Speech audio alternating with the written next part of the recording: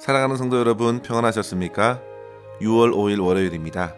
함께 찬송가 272장 고통의 멍에 벗으려고 찬양하시겠습니다.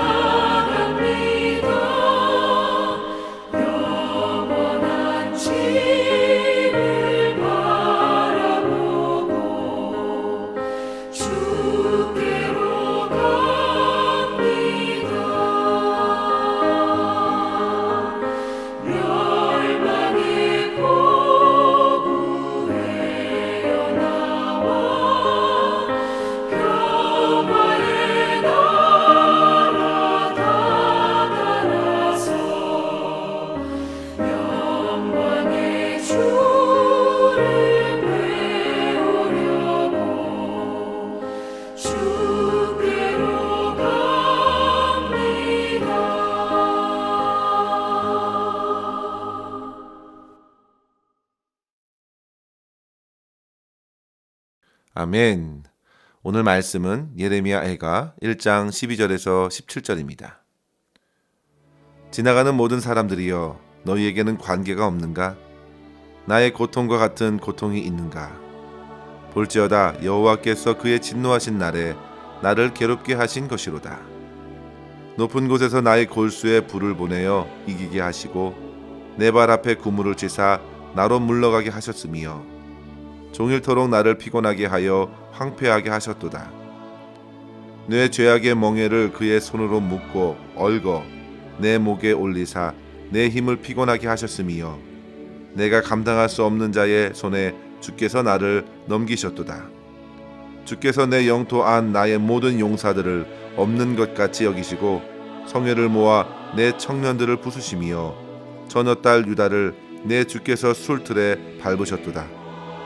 이로 말미암아 내가 우니 내 눈에 눈물이 물같이 흘러내리며 나를 위로하여 내 생명을 회복시켜 줄 자가 멀리 떠났음이로다.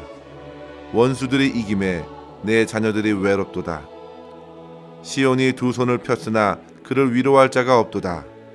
여호와께서 야곱의 사방에 있는 자들에게 명령하여 야곱의 대적들이 되게 하셨으니 예루살렘은 그들 가운데에 있는 불결한 자가 되었도다. 아멘. 다윗의 왕조 유다는 주전 586년경에 바벨론의 느부갓네살 왕의 세 번의 큰 공격으로 처참하게 짓밟혔고 결국 무너졌습니다. 이제 더 이상 이스라엘이라는 나라가 이 땅에서 자리 잡을 수 없는 상황에 예루살렘은 폐허가 된 것입니다. 앞서 1절 말씀 보시면 슬프다 이성이여, 전에는 사람들이 많더니 이제는 어찌 그리 적막하게 앉았는고. 그들은 이제 과부와 같이 되었고 강제 노동자와 같은 처지가 되었다 했습니다.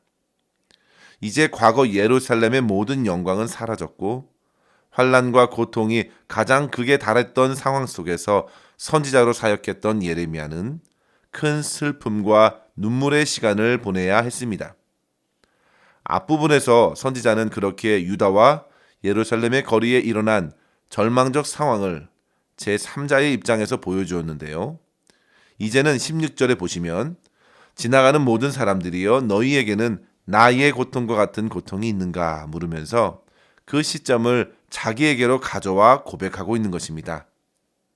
지금 예레미야는 유다의 멸망을 품고 있습니다. 그리고 멸망한 도시와 같이 자기 영혼도 산산이 무너져 버렸습니다. 그런데 그의 눈앞에 비치는 사람들은 달랐습니다. 그들은 이러한 나라의 멸망 앞에서도 저마다 자기 자신들의 일들로 바빴습니다. 지나가는 사람들을 향하여 너희에게는 관계가 없느냐 외쳐보아도 돌아오는 소리는 없었고 더욱 외면당하면서 예레미야의 심중에는 더욱 고통이 커져만 갔습니다. 사랑하는 성도 여러분, 우리나라도 과거 일본에게 나라를 빼앗겨 36년간 지배를 받았고 독립한 지 얼마 되지 않아서 이념적인 갈등과 대립으로 6.25 전쟁이 발발하면서 부산 지역을 제외한 전 국토가 폐허가 되면서 끔찍한 고통의 시간을 지내야 했습니다. 그런 고통의 여정에서 어떤 사람들은 민족의 아픔을 끌어안고 자기 자신을 초계와 같이 드린 사람들이 있다면, 반면에 그런 고통을 철저히 외면하고 오로지 자기 자신만의 안위만을 챙기려 했던 이들도 적지 않았습니다. 그런데 오늘 본문의 선지자 예레미야는 민족이 무너지는 그 상황을 눈앞에 직면하고 그 모든 고통을 받아내고 있기 때문에 그는 참으로 눈물의 애가를 불러야 했고 고난 중에 더더욱 하나님을 바라보지 않을 수 없었던 것입니다. 성도 여러분, 그렇다면 그가 주변의 사람들과 달리 이렇게까지 민족을 끌어안고 울며 통곡했던 이유가 무엇일까요? 우리는 이러한 질문을 가지고 오늘 본문의 말씀을 통하여 두 가지의 도전을 생각했으면 합니다. 첫째로 성도 여러분, 고통과 아픔을 나의 것으로 여길 정도로 민족과 사람들을 그는 사랑했기 때문입니다. 저는 목회를 하면서 제 자신의 한계를 참으로 많이 만나게 됩니다. 갑작스러운 사고로 인해서 가족을 잃은 성도들을 대할 때 그리고 사랑하는 자식을 먼저 주님께로 보내야 했던 성도들을 신방할 때에 그분께 어떤 말로 위로를 할 수 있을까 생각해 보려 하지만 사실 아무것도 할 수 없는 제 자신을 보게 됩니다. 그리고 그 무너지고 상한 심령 앞에서 저 또한 슬퍼할 수밖에 없는 무력감에 놓이게 됩니다. 그런데 성도 여러분, 그러할 때에 비로소 우리는 분명하고 확실한 위로자 되시는 우리 주님을 더욱 소망할 수 있게 되면서 믿음의 공동체로 서로 묶어주는 관계는 그러할 때에 더욱 견고해진다는 사실을 경험하게 됩니다. 그런데 오늘 본문에서 예레미야는 함께 눈물을 흘리고 위로해주는 사람이 없었습니다. 그는 지금 자기 안에서 생겨난 고통을 호소하는 것도 아니었습니다. 그는 지금 민족의 고통을 품고 있는 것입니다. 이렇게까지 하나님의 민족이 무너졌고 비참하게 죽어가고 성전이 무너진 적은 없었습니다. 그는 나라가 망하게 된 이유를 너무나도 잘 알고 있었습니다. 12절 말씀에 보시면 여호와께서 그의 진노하시는 날에 나를 괴롭게 하셨다 고백하고 있습니다. 지금 나라의 패망은 하나님께서 진노하신 결과라는 것입니다. 선지자는 그 하나님의 진노가 내려진 현실을 보고 도저히 외면할 수 없었습니다. 그것이 바로 이스라엘 민족을 향한 하나님의 마음이었기 때문입니다. 이스라엘 백성들은 하나님의 진노를 일으켰습니다. 예레미야 2장 13절에 보시면 내 백성이 두 가지 악을 행하였나니 곧 그들이 생수의 근원되는 나를 버린 것과 스스로 웅덩이를 판 것인데 그것은 그 물을 가두지 못할 터진 웅덩이들이니라 했습니다. 하나님을 버리고 세상의 힘과 권력의 틈바구니에서 이리저리 저울질하다가 결국 스스로의 꾀에 무너진 나라가 유다였습니다. 그래서 마치 터진 웅덩이처럼 나라는 산산이 조각이 났고 백성들마저도 무너진 나라를 외면하고 자기들의 살 길에만 몰두하고 있으니 선지자의 슬픔은 더해진 것입니다. 13절 말씀에 보시면요, 높은 곳에서 그의 골수에 불이 내려졌습니다. 그의 심령이 그렇게 불타올랐습니다. 15절 말씀에 보시면 마치 술틀에서 과일을 밟아 으깨듯이 하나님께서는 술틀에 유다를 넣어서 진이기듯 무너뜨리셨습니다. 이러한 민족의 고통을 짊어지면서 선지자는 하나님을 부르짖는 것입니다. 성도 여러분, 이 모습을 통해서 우리는 진정한 중보자의 모습을 확인하게 됩니다. 무너진 나라는 곧 자기의 죄악이 되었습니다. 나라의 아픔과 고통이 곧 나의 아픔과 고통이었습니다. 기도할 수 없는 무너진 나라, 무너진 민족에 그는 하나님께서 기도하는 자로 민족 가운데 세워주셨던 것이죠. 그는 회개하고 죄악 중에 탄식했습니다. 성도 여러분, 느헤미야가 먼 페르시아 땅에서 유다 예루살렘 성이 허물어지고 성문이 불탔다는 소식을 듣고서 가장 먼저 한 행동이 무엇이었습니까? 수일 동안 슬퍼하며 금식하며 회개한 것입니다. 우리 이스라엘 자손이 주님께 범죄한 죄들을 자복합니다. 그는 그렇게 민족을 위해 먼 땅에서 눈물 흘리며 기도하였습니다. 그렇게 중보의 기도를 드리는 느헤미야도 동일하게 예레미야와 같이 하나님의 민족을 사랑한 것입니다. 성도 여러분, 무엇보다도 우리는 우리 주 예수 그리스도께서 무너진 저와 여러분의 영혼을 바라보시면서 십자가에 고통당하신 것을 생각할 수 있어야겠습니다. 주님께서는 우리가 죄인 되었음에도 우리의 모든 죄악을 보시고 슬퍼하셨습니다. 교만하여 여전히 주님께로 돌아오지 않는 이 세상 나라들, 권세들을 향해서 하나님께서는 여러 가지 전쟁과 또 자연재해와 사고들을 허락하시면서 세상을 흔드시면서 호소하시는데도 많은 사람들은 귀를 막고 무관심하며 지나쳤습니다. 너희에게는 무너진 세상과 영혼을 품은 나의 고통과 관계가 없는가? 어떻게든 직면하고 싶지 않은 숨겨둔 내면의 죄악들을 주님께서는 다 끌어안으셨고 먼저 십자가의 고통으로 고난당하셨습니다. 사랑하는 성도 여러분, 주님의 음성을 들어야 합니다. 선지자 예레미야의 고통은 사실 유다의 고통이자 하나님의 고통이었습니다. 하나님과 함께 예레미야는 민족을 위해 기도하였습니다. 우리 주 예수 그리스도께서도 하나님의 진노를 십자가상에서 모두 받아내셨고 그 몸이 피곤하셨고 감당하기 버거운 고난을 받으셨습니다. 성도 여러분, 나보다 나를 더 사랑하시고 위하시는 주님의 사랑과 긍휼하심에 믿음으로 반응할 수 있기를 바랍니다. 십자가 위에서 주님이 말씀하십니다. 너희에게는 관계가 없는가? 이 말씀을 듣고 주님 앞으로 나아가 상하고 통회하는 마음으로 진심으로 회개할 수 있기를 바랍니다. 그리고 나의 가정 안에 무너진 것, 교회와 주변 세상에서 벌어지는 죄악과 불신앙으로 눌려있는 많은 영적인 고통들을 끌어안고 주님의 마음으로 주와 함께 기도할 수 있겠습니다. 무엇보다도 우리는 세상의 부조리, 세상 안에 일어나는 빈부의 격차, 환경의 오염, 전쟁과 기근과 가난과 질병이 끊이지 않는 이 세상을 바라보면서 혀를 차며 비난할 것이 아니라 오히려 저들을 긍휼히 여기는 마음으로 고통을 끌어안고 기도할 수 있어야겠습니다. 성도 여러분, 저와 여러분을 이 땅에 남겨두신 이유는 세상의 아픔들을 끌어안고 참된 회개와 기도로서 여전히 하나님의 통치가 이 땅에도 나타나고 있고 지금도 거룩한 성도들을 세워나가시는 하나님의 역사를 드러내기 위함임을 믿으시고 귀한 사랑의 중보자의 삶을 오늘도 살아낼 수 있기를 주의 이름으로 간절히 축원합니다. 둘째로 성도 여러분, 하나님의 진노 중에서도 하나님의 용서와 긍휼을 끝까지 구하실 수 있기를 바랍니다. 누가 하나님의 진노를 막아설 수 있을까요? 오직 주 예수 그리스도 외에는 없습니다.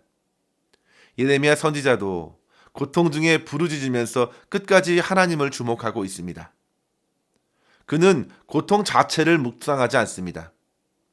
그 고통으로 일어나는 여러 가지 슬픔과 외로움에 매이지 않습니다. 고통을 잠시 허락하시는 하나님을 주목하고 있습니다. 16절 말씀 보시면 나를 위로하여 내 생명을 회복시켜 줄 자가 멀리 떠났다 했습니다. 17절에 보면 시온이 두 손을 폈으나 그를 위로할 자가 없도다 했습니다. 하나님께서 모든 것을 막으셨기 때문입니다. 이러한 하나님의 진노와 징계를 만날 때에 성도들은 오직 하나님의 인자와 긍휼하심을 의지하여 끝까지 기도의 자리에 머물러 있어야겠습니다. 그리고 참된 회개 기도와 더불어 더 이상 죄의 노예가 되지 않도록 늘 말씀으로 깨워 죄와 싸워야 하고 죄짓지 않도록 우리 자신을 주님께 내어드려야 합니다. 사랑하는 성도 여러분, 하나님께서는 인생의 생사화복을 주관하십니다. 하나님의 주권을 인정하시고 우리의 고난과 고통을 통해서도 선하고 아름다운 열매를 맺어가시는 하나님을 끝까지 신뢰하시며 끝까지 주님께 부르짖고 인내로써 주님의 회복의 날, 구원의 날을 바라볼 수 있기를 주의 이름으로 간절히 축원합니다.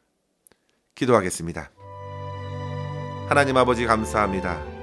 오늘도 주의 생명의 말씀을 통하여 우리의 영혼을 깨워주시니 감사합니다.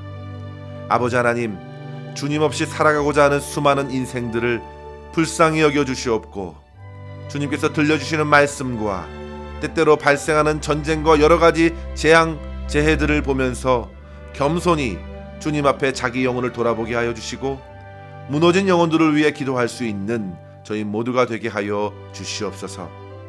주 예수 그리스도께서 저희의 중보자가 되셔서 하나님과의 모든 관계를 회복시켜 주심에 감사합니다. 하나님 아버지, 저희 또한 그러한 주님의 길을 걸어갈 수 있도록 주변에 주님을 알지 못하는 영혼들을 품고 주님의 마음으로 저들을 위로하고 함께 슬퍼하며 예수 그리스도의 섬김과 사랑을 나누는 삶을 살아낼 수 있도록 인도하여 주시옵소서. 오늘도 우리의 모든 삶을 주님의 손에 의탁하옵고 감사드리며 우리 구주 예수님의 이름으로 기도하옵나이다. 아멘. 사랑하는 성도 여러분, 오늘도 주 예수 그리스도 안에서 승리하실 수 있기를 바랍니다. 감사합니다.